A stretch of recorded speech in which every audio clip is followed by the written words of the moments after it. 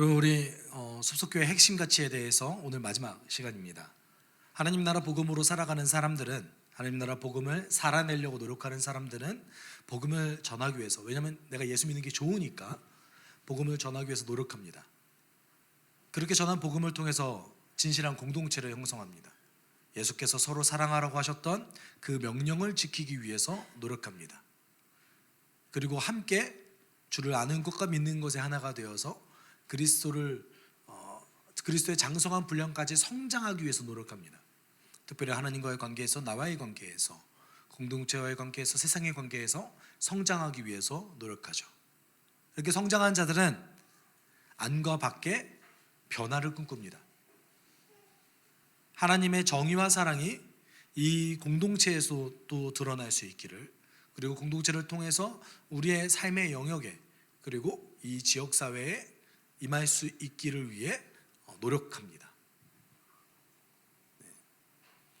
근데 그럼에도 불구하고 여러분, 세상은 변하지 않습니다.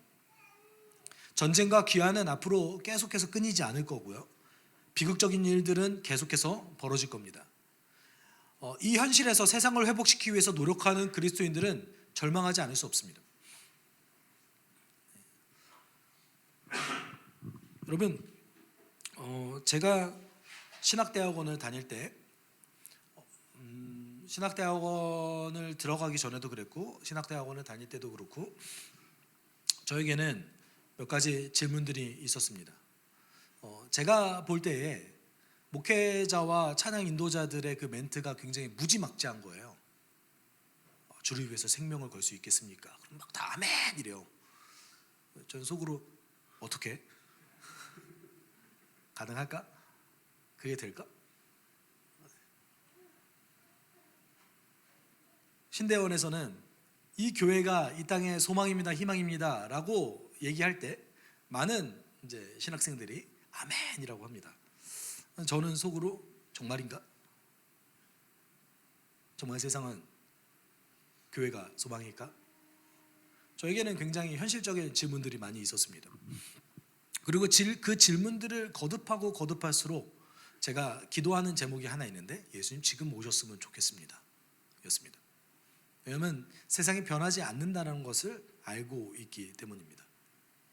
여러분, 목회를 하면서 가장 어려운 것은 제가 할 수 있는 게 없어요. 사실 최선을 다해서 노력하지만 결단은 성도들이 직접 하는 겁니다. 경험을 대신 시켜줄 수 없잖아요.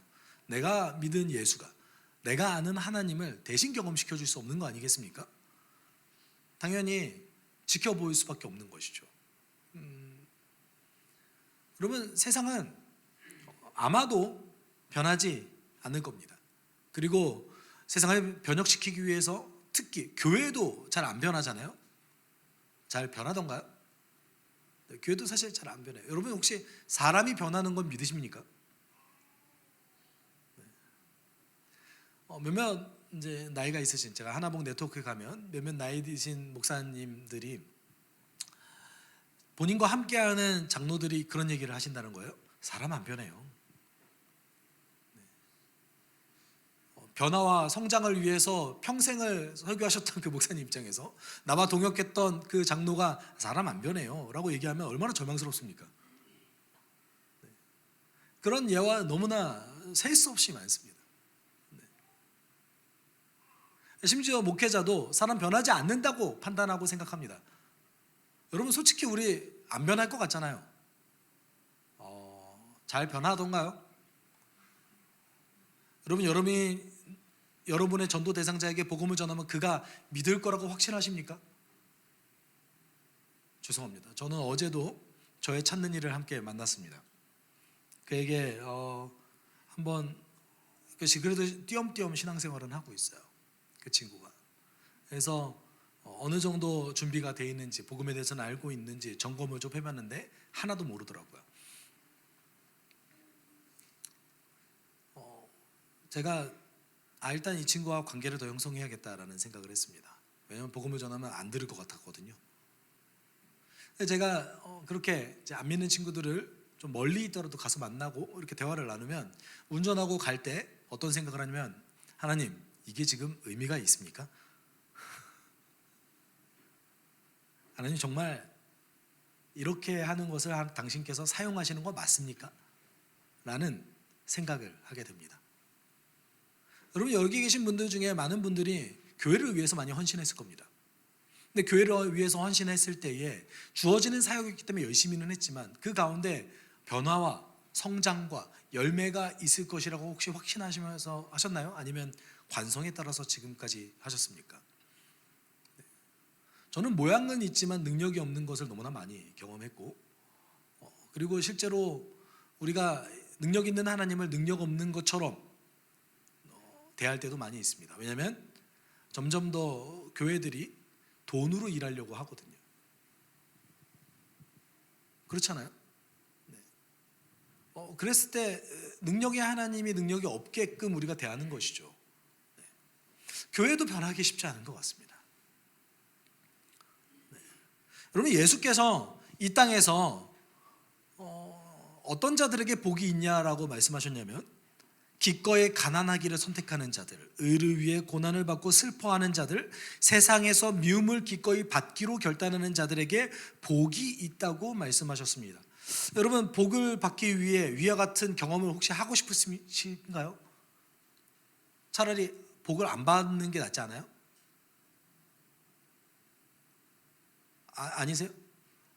가난한 자는 복이 있대요. 애통하는 자는 복이 있대요. 의를 위해서 줄이고 목마른 자는 복이 있대요. 고난당하는 자는 복이 있대요. 그 복 안 받고 싶어요. 솔직히 그렇지 않습니까? 도대체 어떤 복을 주시길래 이렇게 무지막지하게 써놓으셨는가? 여러분, 그런 생각 혹시 안 드십니까? 우리가 진짜로 원하는 그 삶과 예수께서 전하셨던 그 복은 정말 엄밀히 완전히 다른 측면인 것 같습니다. 이는 우리가 부를 축적하고 평안을 누리고자 하는 그 삶의 목표가 얼마나 잘못됐는지를 얘기하고 있습니다. 우리의 삶의 지향점이 예수와 얼마나 다른지를 얘기하고 있습니다. 예수께서 정말 이렇게 얘기하셨잖아요. 너 어찌 목회자가 여러분 부자 되십시오라고 얘기합니까? 저는 못하겠어요. 왜 그런지 아십니까? 하나님은 더 가진 자에게 훨씬 더 엄격하시기 때문입니다. 그런 내용이 너무나 많이 나옵니다. 여러분, 오늘 우리가 함께 나눈 소망하는 예배는 예수의 명령을 따라 이 땅을 바라보면서 절망을 하는 자들, 그 사람들을 위해서 드리는 예배입니다. 예수가 다시 오심을 꿈꾸는 자들은 이 땅 가운데 굉장히 애통하고 슬퍼하는 자들일 수밖에 없습니다. 안 되거든요. 여러분, 세상에서 고통스러운 삶을 살고자 하는 사람 아무도 없습니다. 혹시 있으세요? 나는 고통스러운 삶을 살고 싶다. 세상에 이런 사람이 어디 있어요? 모든 사람은 자신 인생에서 행복을 찾고 싶어하고 그리고 그 안에서 평안을 누리고 싶습니다. 그리고 성경도 분명히 그러기를 원합니다. 예수께서 분명히 이렇게 얘기하셨지만 동시에 당신의 그 축복을 충분히 누리기를 원하시기도 하셨습니다. 근데 오늘 본문은 평안을 누린 자들에게, 평안을 얻고자 하는 자들에게 마치 그리스도인의 삶은 평안이 없을 것이다라고 얘기하는 것 같은 그런 우리의 소망을 마치 무너뜨리는 것과 같은 얘기를 하기 시작합니다. 15절에 이렇게 얘기하죠. 사랑하는 여러분, 여러분은 시험하려고 시련의 불길이 여러분 가운데 일어나더라도 무슨 이상한 일이나 생긴 것처럼 놀라지 마십시오. 여기서 우리는 두 가지를 알 수 있습니다. 첫 번째는 성도에게 시련이 있다. 우리를 시험하는 시련이 있다. 이게 첫 번째입니다. 그리고 그 시련이 생각보다 자주 일어날 가능성이 높다. 갑자기 예수 믿기가 싫어졌습니다. 여러분 어떠세요? 이런 무지막지한 말씀을 들었을 때 우리는 사실은 듣고 싶은 거 듣잖아요. 한 귀로 듣고 한 귀로 흘리면서 성경에 이런 말씀이 기록되어 있다라는 사실을 애써 외면하고 지금 내가 열심히 누리면 되지, 충만하면 되지 라고 생각하지 않습니까? 여러분 솔직히 예배 현세지향적으로 드리시잖아요. 오늘 뭔가 받고 싶잖아요. 저도 그래요. 예수님 다시 오시길 기도하십니까? 지금 오시면 좋겠나요? 걸리는 게 좀 있으세요? 아, 내가 벌어놨던 거 좀 쓰고 갈 걸. 쓴 만큼 내 거잖아요. 번 만큼 내 거가 아니라. 그렇잖아요? 네. 안 쓰면 누군가가 대신 쓰죠. 그런 생각 혹시 드시진 않습니까? 여러분 12절은 그리스도인에게 불같은 시련을 통한 시험이 있다고 얘기합니다. 근데 성경에서는 시험의 용례가 여러 가지 등장하는데 일단은 제가 한 가지 시험의 종류에 대해서는 언급하지 않겠습니다. 아브라함을 시험하셨던 그 하나님에 대해서는 제가 언급하지 않는 이유는 그것이 좀 특별한 경우이기 때문에 그렇습니다. 그것이 우리 삶에 자주 일어나는 일들이 아니에요. 특별하게 어떤 한 사람을 그렇게 부르시고 그렇게 쓰셨다는 것을 우리가 일반화시켜서 받아들이기는 쉽지 않죠. 여러분 시험의 종류는 제가 볼 때 한 두 가지 있는 것 같습니다. 첫 번째는 사단이 성도의 마음을 유혹해서 죄로 이끄는 시험입니다.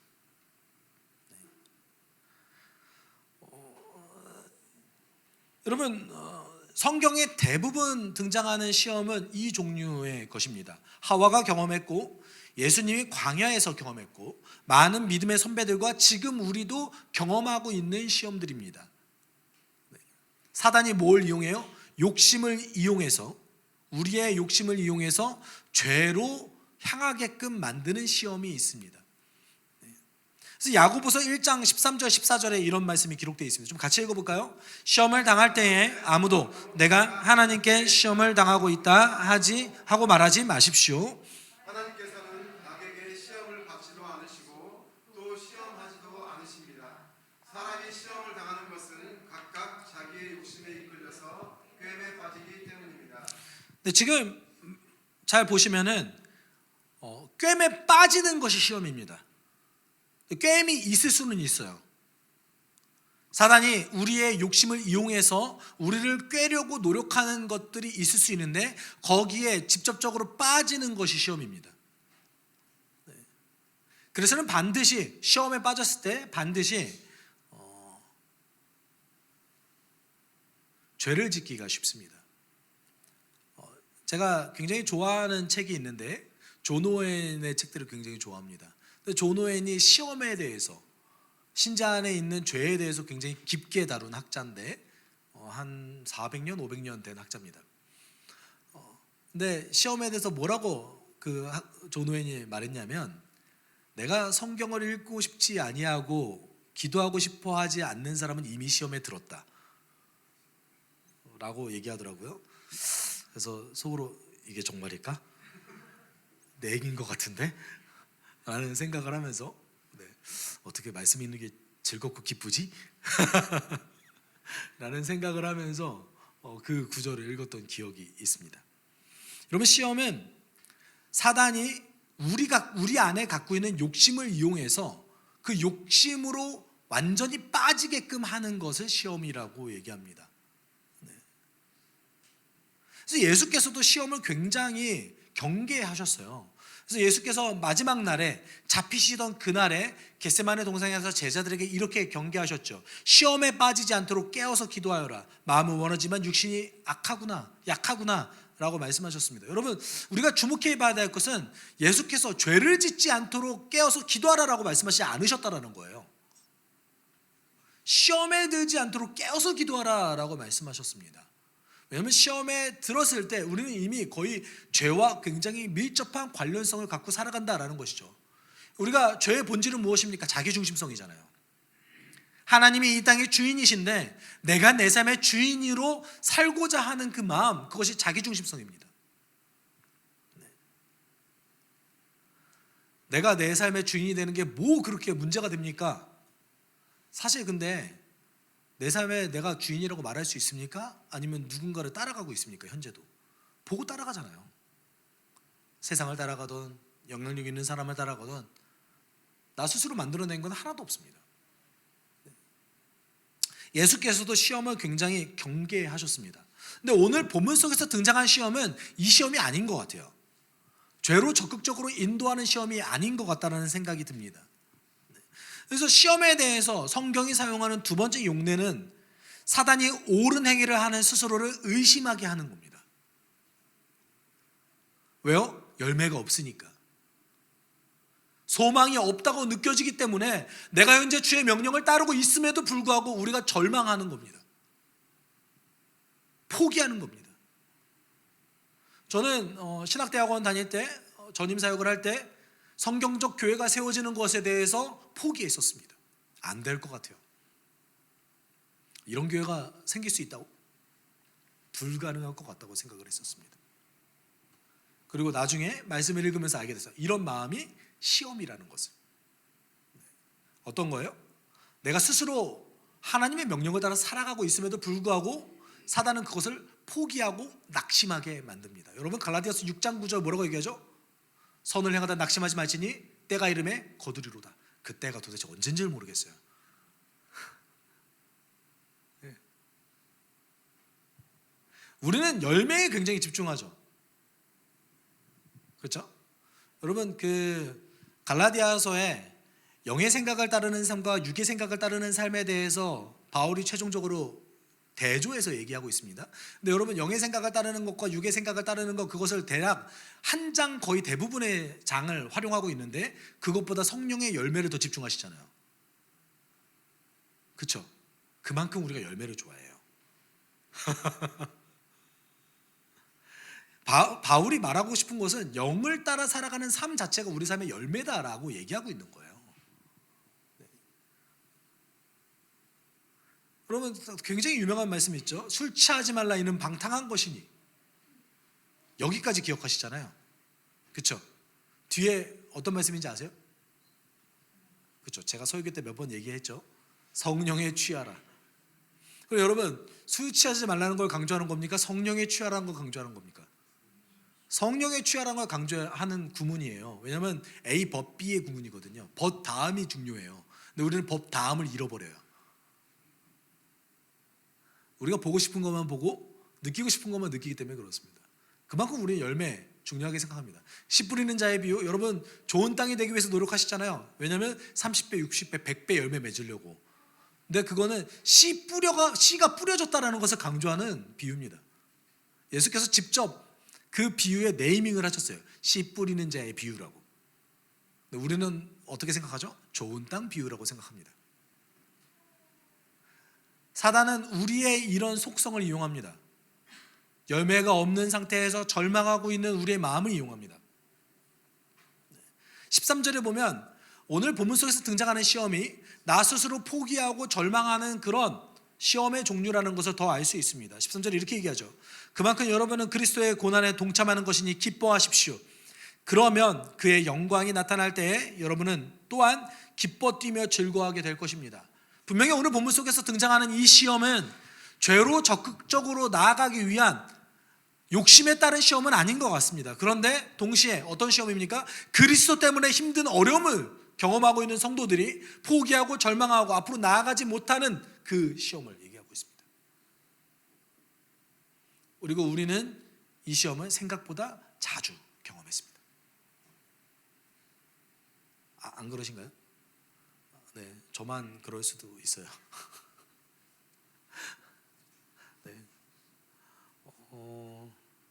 네, 저만 그럴 수도 있습니다. 제가 어제 했던 기도는 이거였습니다. 주님, 제가 목회에 어울리지 않는 사람인 것 같습니다. 안 어울리는 것 같아요, 저는. 여러분, 그만큼 우린 연약합니다. 우리 삶에 눈에 보이지 않는 드러나는 것이 없을 때에 사단은 그 상태를 굉장히 적극적으로 이용합니다.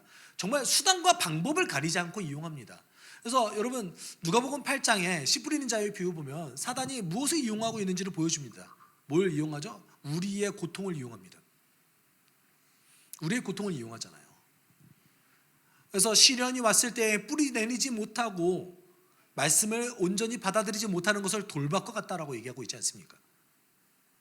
그리고 우리의 근심 걱정, 재물, 그리고 우리의 즐거움을 향한 그 지향성, 그것을 이용해서 어떻게든 우리 안에 주의 말씀이 뿌리내지 않게 하기 위해서 사단은 적극적으로 개입하고 노력합니다. 오늘 본문 속에서 등장하는 시험은 이런 종류의 시험인 것이죠. 그래서 12절에 이런 표현이 있습니다. 여러분을 시험하려고 시련의 불길이 여러분 가운데 일어나더라도, 이렇게 얘기하고 있습니다. 네. 여러분, 사단이 정말 수단과 방법을 가리지 않고 사랑하지 못하게 만듭니다. 하나님을 사랑하지 못하게 만들고, 스스로를 사랑하지 못하고 자책하게 만들고, 이웃을 사랑하지 못하게 막습니다. 사단이 주는 시험은 단지 욕심을 이용해서 죄를 짓게 하는 것뿐만 아니라 우리의 주변 환경과 현상들을 이용해서 우리의 선한 의지를 꺾기까지 합니다. 솔직히 그런 생각 하시지 않으세요? 이렇게 내가 살아서 무엇하나? 그렇지만 이런 생각은 살아내는 자만 할 수 있겠죠. 제가 박연선 목사님의 설교를 들으면서 굉장히 감탄했던 것이 무엇이 있는데, 겸손이 기도해서는 안 된다고 얘기하시는 거예요. 겸손이 어떻게 생긴다고 말씀하시는지 아세요? 내가 얼굴을 들을 수 없을 정도의 치명적인 실수를 했을 때 겸손하게 된다고 말씀하시더라고요. 동의하세요? 저는 동의했습니다. 저는 박영석 목사님 설교 굉장히 좋아하는데, 그 목사님의 설교가 깊이가 있는 이유는 치열한 현실적인 고민이 있기 때문에 그렇습니다. 여러분, 이 세상 깨졌습니다. 그래서 이 세상을 변혁하려고, 이 세상을 변화시키려고 노력하면 노력할수록 우리는 절망합니다. 안 되는구나. 제가 양육을 할 때 때로는 이런 질문을 듣기도 합니다. 이 땅의 깨짐이, 이 땅의 절망적인 상황이 자기중심성에 있다라고 얘기하면, 아니, 자기중심적으로 사는 것이 어떻게 세상을 그렇게까지 망칠 수 있습니까? 여러분, 우리 삶의 작은 영역으로 봤을 때 나의 자기중심성은 아주 작은 피해만 주는 것 같아요. 그렇죠? 여러분, 이 범위를 좀 넓혀봅시다. 국제정치와 경제와 시장 원리로 좀 바라봅시다. 끔찍한 일들이 날마다 벌어집니다. 우리는 모든 정치인이 자국의 이익을 중심으로 선택하는 것을 당연하게 생각하잖아요. 이게 당연하죠? 그렇잖아요. 그럼 자국의 이익을 위해서 전쟁할 수 있는 겁니까? 자국의 이익을 위해서 식량의 값을 마음대로 뻥튀기 해도 괜찮은 겁니까? 2007년 모기지 사태가 벌어졌을 때에 그 금융권의 투자자들이 돈을 어떻게든 만회를 해야 될 거 아닙니까? 그거 뭐 해지라고 하죠. 돈을 어떻게든 만회를 해야 될 거 아닙니까? 손해 보는 거를. 그래서 시장, 그 곡물 시장을 건드렸어요. 식량이 갑자기 2배로 뻥튀기 됐습니다. 어떤 일이 벌어졌을까요? 그 해에 아사자가 급증했습니다. 우크라이나가 4억 명을 먹일 수 있는 밀을 생산한다고 해요. 전쟁이 일어났습니다. 그 밀은 나갈 수 없게 됐습니다. 여러분, 자기중심성은 세상을 철저하게 파괴합니다.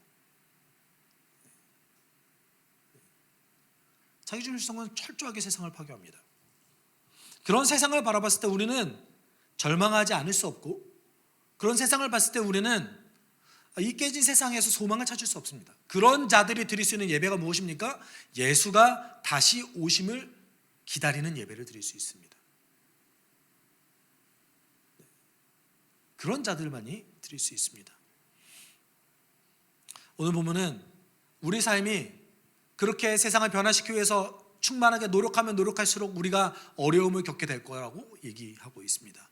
그렇지만 뭐라고 얘기합니까? 그 모욕, 그 고통이 주를 위한 것이라면 진정한 명예라고 얘기하고 있기도 합니다. 같이 읽어볼까요? 여러분이 그리스도의 이름으로 모욕을 당하면 복이 있습니다. 영광의 영, 곧 하나님의 영이 여러분 위에 머물러 계시기 때문입니다. 여러분, 1세기 로마 제국은 명예가 되게 중요한 사회였습니다. 명예에 죽고 명예에 산다라고 생각이 들 정도로 누군가가 나를 모욕하는 것을 굉장히 죽기만큼 싫어했던 사회였습니다. 그래서 사도행전을 살펴보면 이 명예 때문에, 누군가를 나를 모욕하는 것 때문에 할례를 받지 않는 사람들이 더러 등장합니다. 조롱받기 싫기 때문에. 명예가 굉장히 중요한 문화입니다. 한국 사회도 명예가 중요하죠.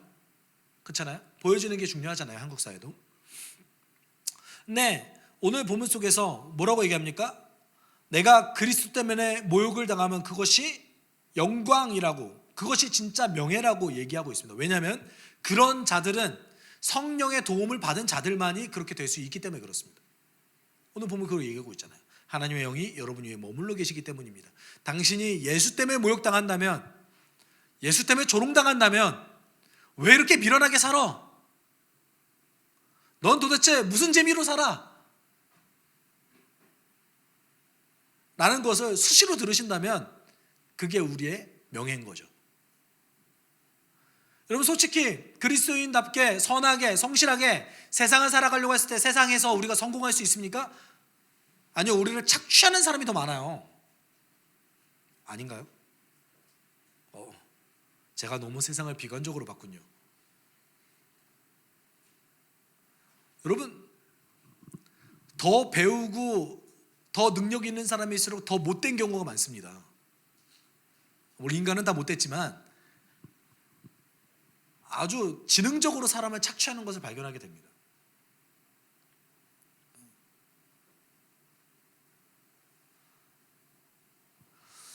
여러분, 우리 삶 속에서 하나님의 명령을 따라서 실천하기 위해서 살아가고 있는 그 삶 자체에 모욕이 있고 고통이 있습니다. 오죽했으면 예수께서 가난한 자는 복이 있다. 가난하고 싶지 않은데 이게 어떤 의미겠습니까? 주를 위해서 기꺼이 가난하기를 선택하는 자들에게는 하나님 나라가 너희에게 있느니라. 여러분, 그리스도를 주로 삼아서 이 땅 가운데 세상을 회복하기 위해서 노력하는 자들에게는 어쩔 수 없는 절망과 고통이 있습니다.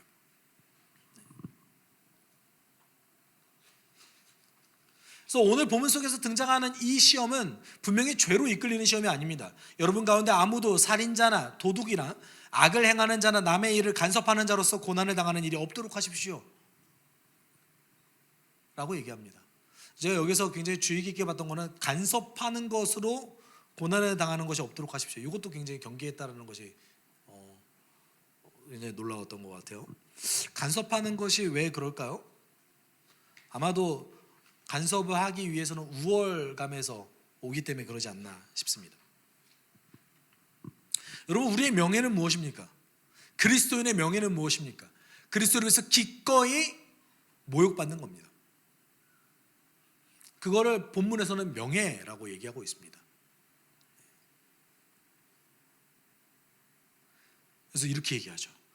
그러나 그리스도인으로서 고난을 당하면 부끄러워하지 말고 도리어 그 이름으로 하나님께 영광을 돌리십시오. 베드로가 정말 하고자 하는 말이 뭡니까? 우리가 선한 일을 행할 때에 낙심하는 마음이 들면 그 낙심하기 위해서 노력하는 한 세력이 있다는 것을 주의하라 이거예요. 하나님은 낙심하게 하지 않는다 이거예요.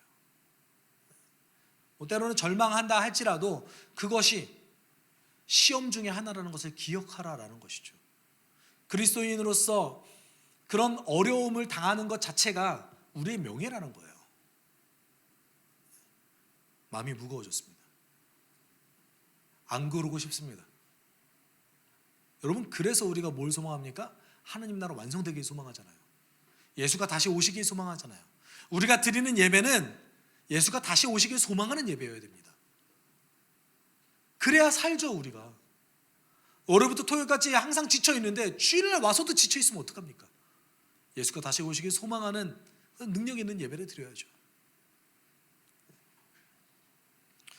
그리고 저는 17절에 좀 주목하고 싶은데 좀 같이 읽어볼까요? 하나님의 집으로부터 심판이 시작할 때가 되었기 때문입니다. 심판이 우리에게서 먼저 시작되면 하나님의 복음에 순종하지 않는 자들의 마지막이 어떠하겠습니까? 그러면 지금 이상한 말이 나와요. 심판이 누구부터 시작된대요? 믿는 우리로부터 시작된대요. 믿는 우리가 먼저 심판을 경험한대요. 이게 도대체 뭔 말이죠? 우리는 심판이 예수가 다시 오실 때 있는 심판만 있을 거라고 생각합니다. 근데 이 땅, 현재 이 땅에 임한 심판은 없습니까?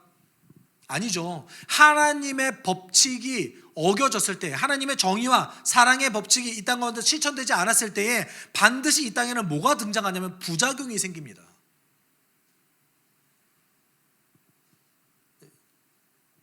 오로지 자신만의 이득을 위해서 살아가는 인생에는 반드시 부작용이 있습니다. 우리는 그거를 현세적 심판이라고 얘기합니다. 그리스도인들은 그게 하나님의 법칙을 어겼기 때문에 일어나는 거라는 걸 인식합니다. 근데 세상 사람들은 그거 인식하지 못해요. 어떻게 인식해요? 원래 세상은 그런 거야. 여러분, 원래 세상이 그래서 하나님의 정의와 사랑이 실천되지 않았을 때 부작용이 생깁니까? 아니요. 원래 세상이 안 그랬어요. 오로지 자신의 이득을 위해서만 살아가는 그 인생이, 그 선택이 부작용을 일으키는 것이죠. 우리는 그거를 심판이라고 인식합니다. 그래서 하나님의 심판이 이 땅 가운데 어떻게 임하는지를 우리는 직접적으로 목격합니다. 절망 가운데서. 세상의 깨짐을 보면서 하나님의 법이 실천되지 않았을 때에 이런 부작용이 일어나는구나. 그래서 우리는 하나님을 경외할 수 있습니다. 오로지 자신의 성공만을 위해서 살아가는 사람들 반드시 문제가 생깁니다. 내 주변 가족을 해치든지 자기의 인격이 무너지든지 부작용이 있습니다. 주의 뜻 안에 살아가는 자들은 그것을 인식합니다. 여러분, 세상이 원래 그러지 않습니다. 죄의 결과입니다. 그래서 베드로가 이렇게 마지막을 결론짓죠. 같이 읽읍시다. 그러므로 하나님의 뜻을 따라 고난을 받는 사람은 선한 일을 하면서 자기의 영혼을 신실하신 조물주께 맡기십시오. 여러분, 세상에서 주의 뜻을 따라 살고자 노력하는 자들, 그것 때문에 고통당하고 모욕당하고 그것 때문에 괴로워하는 자들이 드릴 수 있는 예배는 예수가 다시 오심을 기다리는 예배입니다. 이 땅에 소망을 찾을 수 없기 때문에, 내가 아무리 노력하고 발버둥 치더라도 이 땅 가운데 소망을 찾을 수 없기 때문에 예수만이 내 소망이다 라며 고백하며 예수가 다시 오시길 기다립니다. 이거는 주 뜻대로 살아가다가 마음껏 절망하는 자들만 드릴 수 있는 예배입니다. 계속해서 몸부리치는 자들만 드릴 수 있는 예배입니다. 근데 우리의 예배가 이런 예배가 되어야만 합니다. 오늘 내가 뭔가를 더 누리기 위해서 드리는 예배가 아니라 주님 다시 오시길 기다리는 예배를 우리는 소망해야 합니다. 예수께서 우리에게 이렇게 권면하셨죠. 슬퍼하는 사람은 복이 있다. 하나님이 그들을 위로하실 것이다. 소망하는 예배를 드리는 자들은 하나님이 주실 수 없는 말할 수 없는 위로를 예배 가운데 경험할 겁니다. 여러분, 세상을 변화시키기 위해서, 우리를 변화시키기 위해서 노력하는 자들은 이 예배를 통해 위로를 받습니다. 우리 같이 기도했으면 좋겠습니다. 하나님, 주님 뜻대로 살아가는 그 삶이 마치 밑받은 독에 물 붓는 것 같습니다. 해도 끝이 없는 것 같고 열매는 없는 것 같습니다. 세상은 변하지 않는 것 같고 나는 무의미한 일을 반복해서 하고 있는 것과 같습니다. 그때에 우리는 다시 오실 것이라고 약속하셨던 그 예수를 바라봅니다. 그때에 우리는 소망이 오직 예수께만 있다라고 인정합니다. 하나님, 그 소망하는 예배를 드릴 수 있게 하여 주십시오. 당신의 뜻 안에서 살아갈 수 있는 우리 되게 하여 주십시오. 그 깊은 위로를 체험하게 하여 주십시오. 우리가 함께 이렇게 기도하도록 하겠습니다. 사랑 많으신 하나님 아버지, 감사합니다. 우리가 주 안에서 살아갈 때에 하나님, 마치 밑받은 독에 물 붓는 것처럼 우리의 어려움이 끝도 없어 보입니다. 열매는 나타나지 않는 것 같고 주님은 내 삶 가운데 일하시지 않는 것 같은 그런 막막한 절망이 우리를 사로잡을 때가 많습니다. 그때 우리가 우리의 눈을 우리의 삶에 두는 것이 아니라 다시 오실 거라고 약속하셨던 그 예수의 능력에 하나님, 우리가 기댈 수 있게 하여 주십시오. 애통하는 자는 복이 있나니 저가 위로를 받을 것이다 라고 얘기하셨던 예수의 그 약속을 기억하면서, 하나님 오늘도 내가 일어나지 않는 열매를 향해서 씨를 뿌릴 수 있는 하나님 우리 될 수 있게 하여 주십시오. 하나님 이 정도면 충분해, 이 정도면 괜찮아, 이 정도면 살아갈 수 있어 라고 했던 그 사단의 시험을 물리치게 하여 주십시오. 지금 이 순간에도 포기하게 하고 지금 이 순간에도 절망 가운데 멈춰주게 했던 그 사단의 유혹과 하나님 사단의 괴계에서 내가 벗어날 수 있게 하여 주십시오. 하나님 인도해 주십시오. 사랑이 많으신 하나님 아버지, 지금 이 순간에도 주 뜻 안에 살아가기를 멈춰있게 하고 절망하게 하고 포기하게 만드는 그 사단의 시험을 성령의 도움으로 이겨내게 하여 주십시오. 하나님, 우리가 세상을 보며 슬퍼할 수 있는 눈을 가질 수 있게 하여 주십시오. 이 땅이 변하지 않지만 포기하지 않는 자들, 그들이 우리 되게 하여 주십시오. 그래서 주일날 모일 때마다 예수가 다시 오심을 소망하는 예배를 드리는 자들, 그걸 통해서 능력을 얻는 자들, 위로를 얻는 자들, 숲속교회가 그런 자들 되게 하여 주옵소서. 모든 것 감사드리며 거룩하신 예수 그리스도의 이름으로 기도드립니다. 아멘. 주 예수 그리스도의 은혜와 하나님의 사랑과 성령의 교통하심이 세상을 바라보며 절망하더라도 주님 다시 오시길 소망하며 함께 예배드리기 원하는 우리 숲속교회 성도들과 그들의 한 주간의 삶 가운데 함께 있을지어다. 아멘.